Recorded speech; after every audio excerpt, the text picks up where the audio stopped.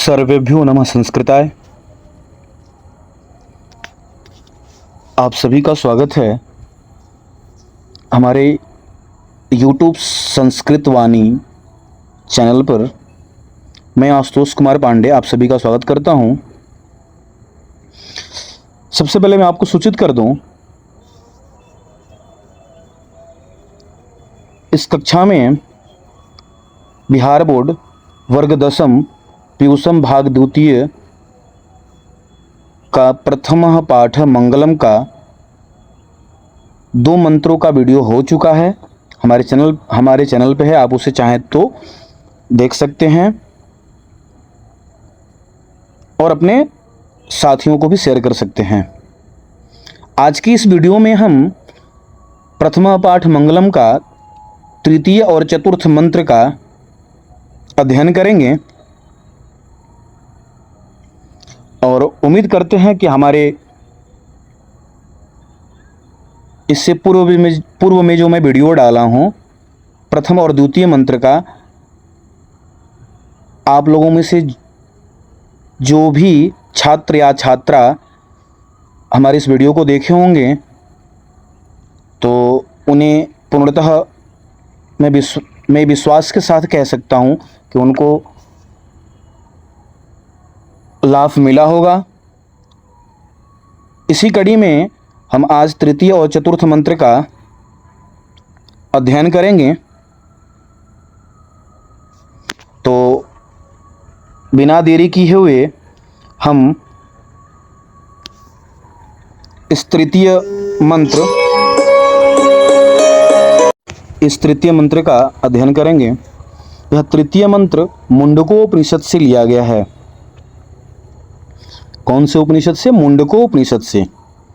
तो आप मंत्रों का अध्ययन करते वक्त यह विशेष रूप से ध्यान रखेंगे कि मंत्र को याद करते हुए वह मंत्र किस उपनिषद से लिया गया है, इसको भी आप अपने ध्यान में रखेंगे, क्योंकि आज के कंपटीशन युग में इन मंत्रों के प्रथम पद को, प्रथम वाक्य को रखते हुए यह अक्सर पूछा जा रहा है कि यह मंत्र, यह श्लोक किस उपनिषद से लिया गया है, किससे संबंधित है। तो यह ध्यान रखेंगे। विगत कई वर्षों में बिहार बोर्ड ने भी अपनी परीक्षाओं में इस तरह के प्रश्नों को स्थान दिया है अपने प्रश्न पत्र में, संस्कृत के प्रश्न पत्रों में।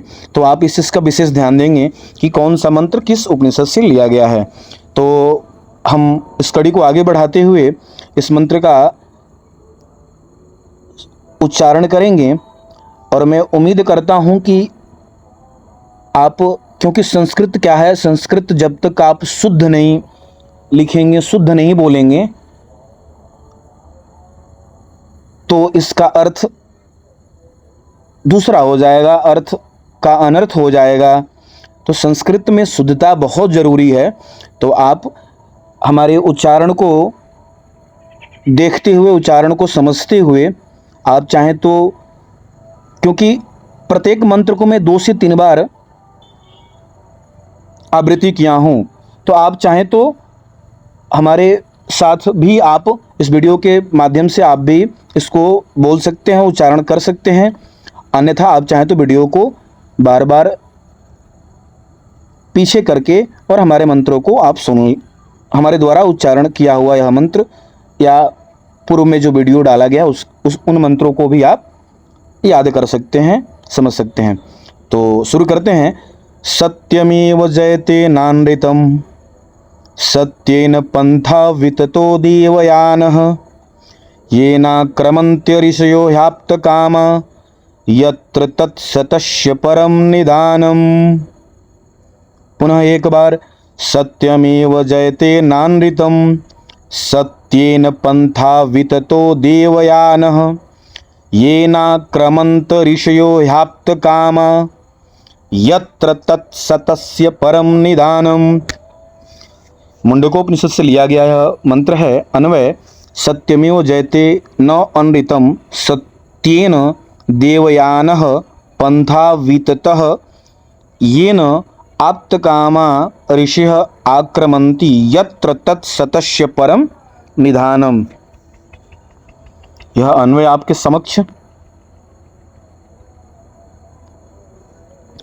मंत्रों का, इस मंत्र का अर्थ देखते हैं। सत्य ही जीतता है, असत्य नहीं। हमेशा सत्य की ही जीत होती है, असत्य की नहीं। सत्य के द्वारा ही देवताओं का मार्ग, मोक्ष मार्ग प्रशस्त होता है। उसी मार्ग में वे ऋषि चलते हैं जिनकी सभी इच्छाएं पूर्ण हो चुकी हैं, और जहाँ सत्य का परम निवास परमात्मा स्थित है। अर्थात जहाँ ईश्वर है वहीं सत्य है, जहाँ सत्य है वहीं ईश्वर है, और हमेशा सत्य की ही जीत हुई है। और हमारे ऋषि मुनि, संत महात्मा सत्य को ही धारण करते हैं, सत्य के मार्ग पे ही चलते हैं। उसी मार्ग पर चलकर वो अपनी सारी इच्छाओं को पूर्ण करते हैं। अर्थात सत्य की ही हमेशा विजय होती है। सत्य सर्वत्र विजय, यह बात ध्यान में रखना चाहिए। व्याख्या करते हैं इस मंत्र का। प्रस्तुत मंत्र मुंडकोपनिषद से संकलित है तथा मंगलम पाठ से संदर्भित है। इसमें सत्य के महत्व पर प्रकाश डाला गया है।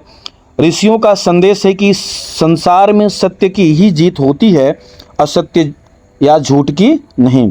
तात्पर्य यह है कि ईश्वर की प्राप्ति सत्य की आराधना से होती है, न कि सांसारिक विषय वासनाओं में डूबे रहने से होती है।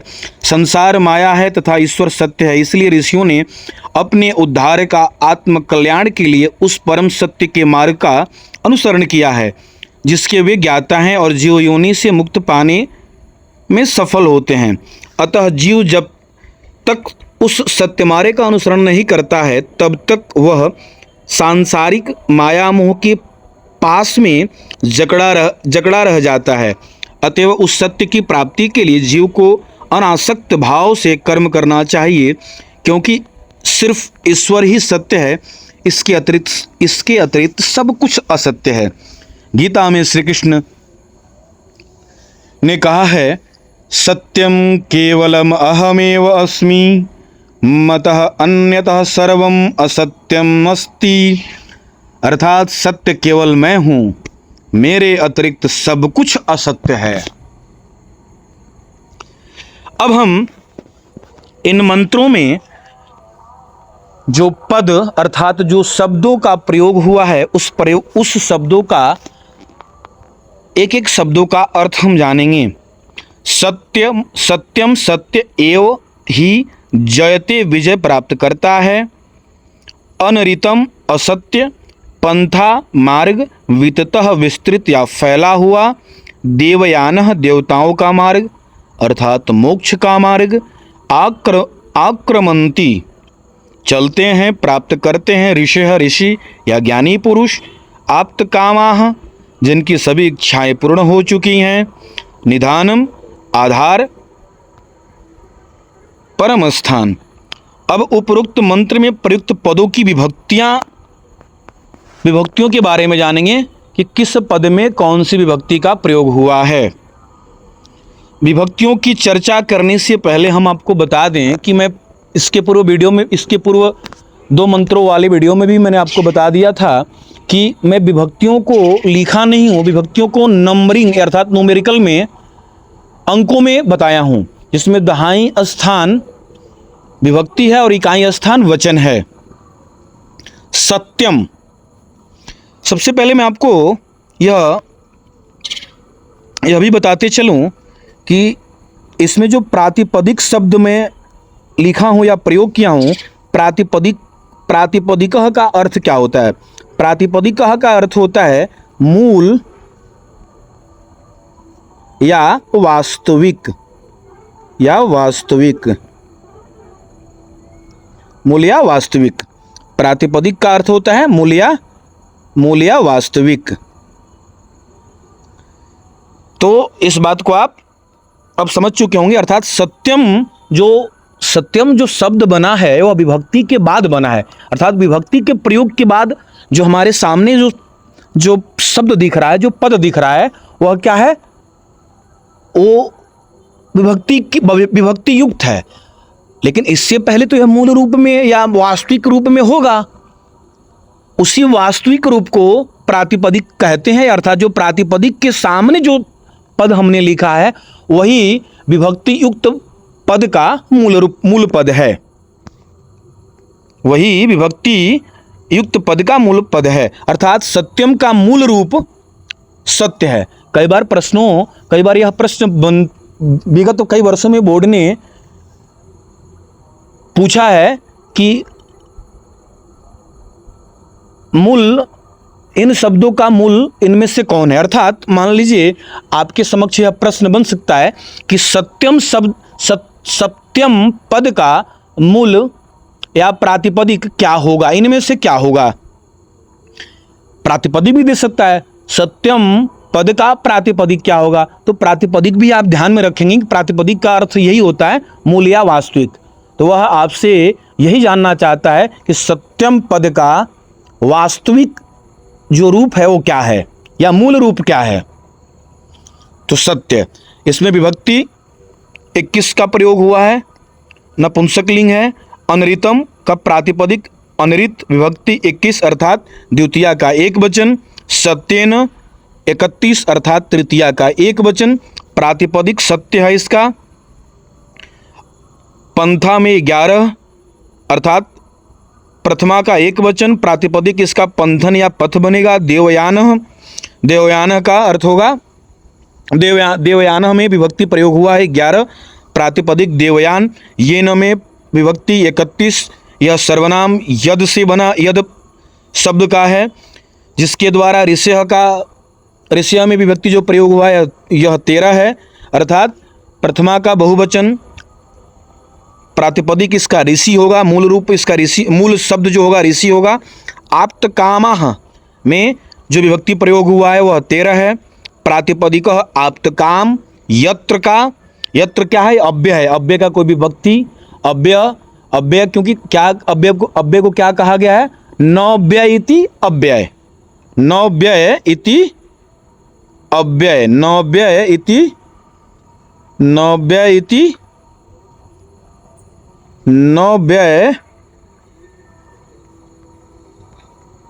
इति अव्यय, नव्यय इति अव्यय। अर्थात अव्यय शब्दों का कोई भी रूप नहीं चलता है। तत् सर्वनाम शब्द है, सर्वनाम पद है, इसका मूल होगा तद। विभक्ति इसमें 21 का प्रयोग हुआ है, नपुंसकलिंग है। सतस्य में 61 का प्रयोग हुआ है, प्रातिपदिक इसका सत्य बनेगा। परम का प्रातिपदिक पर बनेगा, विभक्ति 21 है, नपुंसकलिंग है। 13 में निधानम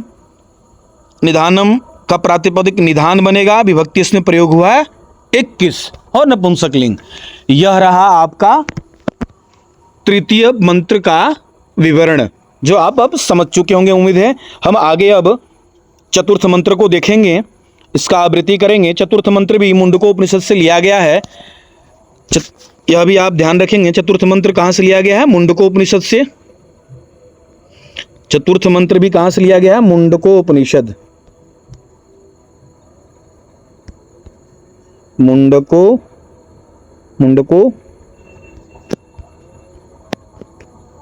मुंडकोपनिषद से लिया गया है।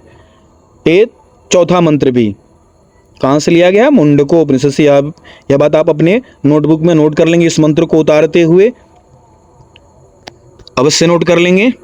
तो इसका उच्चारण करते हैं। यथा नद्यः स्यन्दमानाः समुद्रेऽस्तं गच्छन्ति नाम रूपे विहाय, तथा विद्वान् नाम रूपाद् विमुक्तः परात् परं पुरुषमुपैति दिव्यम्। पुनः एक बार इसका उच्चारण करेंगे। यथा नद्यः स्यन्दमानाः समुद्रेऽस्तं गच्छन्ति नाम रूपे विहाय, तथा विद्वान् नाम रूपाद् विमुक्तः परात् परं पुरुषमुपैति दिव्यम्। मुंडकोपनिषद से लिया गया यह मंत्र है। इसका अन्वय देखते हैं। यथा स्यन्दमानाः नद्यः नाम रूपे विहाय समुद्रेऽस्तं गच्छन्ति, तथा विद्वान् नाम रूपात् विमुक्त परात् परं दिव्य पुरुषमुपैति।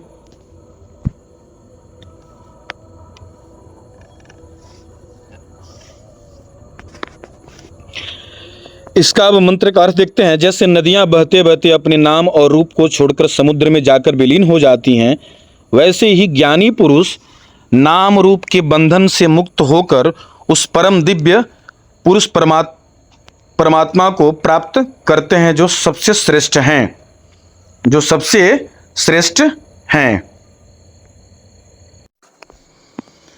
प्राप्त करते हैं जो सबसे श्रेष्ठ हैं। व्याख्या। प्रस्तुत मंत्र मुंडकोपनिषद से संकलित तथा मंगलम पाठ से संदर्भित है। इसमें जीव और आत्मा के बीच संबंध का विवेचन किया गया है, अर्थात जीव और आत्मा के बीच संबंधों के बारे में बताया गया है। ऋषियों का कहना है कि जिस प्रकार बहती हुई नदियां समुद्र में मिल जाती हैं, उसी प्रकार विद्वान ईश्वर के अलौकिक पवित्र प्रकाश में मिलकर जीव योनि से मुक्त हो जाता है। जीव तभी तक माया जाल में लिपटा रहता है जब तक उसे आत्म ज्ञान नहीं होता। आत्मज्ञान होते ही जीव मुक्ति पा जाता है। आप इस मंत्र को यह समझ सकते हैं कि जब तक आपके पास शिक्षा नहीं होगी तब तक आप क्या अच्छा है, क्या बुरा है, क्या भला है, आप इसमें अंतर नहीं कर पाएंगे। इसी तरह से ईश्वर को पाने के लिए सबसे पहले आपको निश्चल बनना पड़ेगा और आत्मज्ञान अर्थात स्वयं को जानना पड़ेगा। आप जिस दिन स्वयं को जान जाएंगे उस दिन आप ये समझ लेंगे कि आत्मज्ञान अर्थात ईश्वर से आपका साक्षात्कार या संबंध हो गया।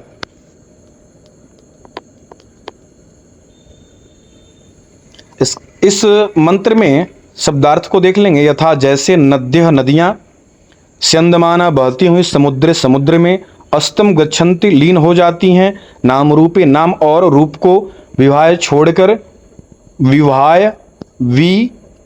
विहाय इसको बोलेंगे छोड़कर, तथा वैसे ही विद्वान ज्ञानी पुरुष नाम रूपात नाम रूप से विमुक्त मुक्त होकर परात परम से भी परे यानी अर्थात सर्वोच्च पुरुषम परम पुरुष अर्थात ईश्वर उपैति प्राप्त करता है। दिव्यम दिव्य। अब हम इसमें विभक्तियों को देखेंगे। नद्यः 13 है स्त्रीलिंग, संदमानः 13 स्त्रीलिंग, समुद्रे 71 नाम रूपे 22 नपुंसकलिंग, विद्वान 11 है पुलिंग, नाम रूपात 51 नपुंसकलिंग, विमुक्तः 11 पुलिंग, परात 51 है, परम 21 है पुलिंग है, पुरुषम 21 है पुलिंग है, दिव्यम 21 है और पुलिंग है। बाकी शब्द यथा तथा विवाह अस्तम अव्यय है, इसलिए उनमें विभक्ति नहीं होती है, अर्थात अव्यय शब्दों की विभक्तियां नहीं चलती हैं। तो ये रहा तृतीय और चतुर्थ मंत्र आपके समक्ष। हम आपके समक्ष तृतीय मंत्र का व्याख्या पर प्रकाश डालना चाहेंगे, क्योंकि इसमें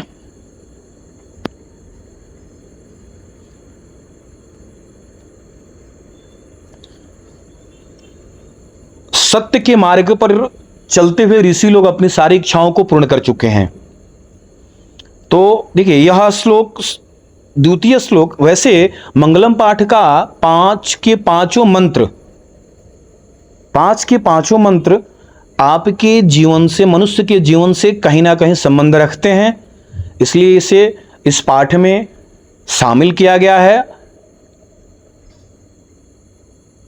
तो यह तृतीय मंत्र तो आपके भी विद्यार्थी जीवन में भी कहीं ना कहीं प्रकाश डालता है, असर डालता है। आप इसे इस प्रकार से समझ सकते हैं कि सत्य के मार्ग पर चलकर हम सारी इच्छाओं को पूर्ण कर सकते हैं, पा सकते हैं।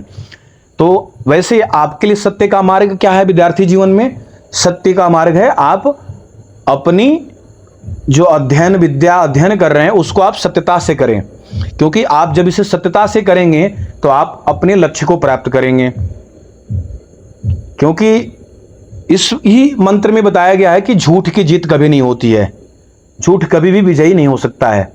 विजयी जब भी होगा तो सत्य ही होगा, क्योंकि कहा भी गया है कि सत्य परेशान कर सकता है किंतु पराजित नहीं होता है। ऊपर वाले के घर में देर है लेकिन अंधेर नहीं है। यही बात आपके द्वारा अगर सही दिशा में कठिन परिश्रम किया गया है तो उसका परिणाम निश्चित ही आप भोगेंगे, उसका परिणाम निश्चित ही मीठा होगा। वह भले देर लगे लेकिन उसका परिणाम बिल्कुल आपके अनुसार, आपके इच्छा अनुसार होगा। तो उम्मीद करते हैं कि यह वीडियो भी आपको पसंद आएगा, आप इसको समझेंगे, विभक्तियों को देखेंगे। और मैं एक बार पुनः जोर देते हुए आपको बताना चाहूँगा कि मंत्रों में प्रयुक्त पदों की विभक्तियों पर आप विशेष ध्यान देंगे, क्योंकि इस पर अत्यधिक प्रश्न बनाए जा रहे हैं, अत्यधिक प्रश्न बन रहे हैं। और अक्सर विभक्तियों को अर्थात शब्द रूप और धातु रूप में धातुओं को देकर और शब्द रूप में शब्दों को देकर अर्थात पदों को देकर विभक्तियां पहचान करने के लिए और लकार पहचान करने के लिए लकारों में पुरुष और वचन पहचान करने के लिए अक्सर यह आजकल प्रश्न बनाए जा रहे हैं। तो आप विशेषकर विभक्तियों पर जरूर ध्यान देंगे, यही मैं आप लोगों से उम्मीद करता हूं। तो इसी के साथ मंगलम पाठ का तृतीय और चतुर्थ मंत्रों का यह वीडियो समाप्त होता है।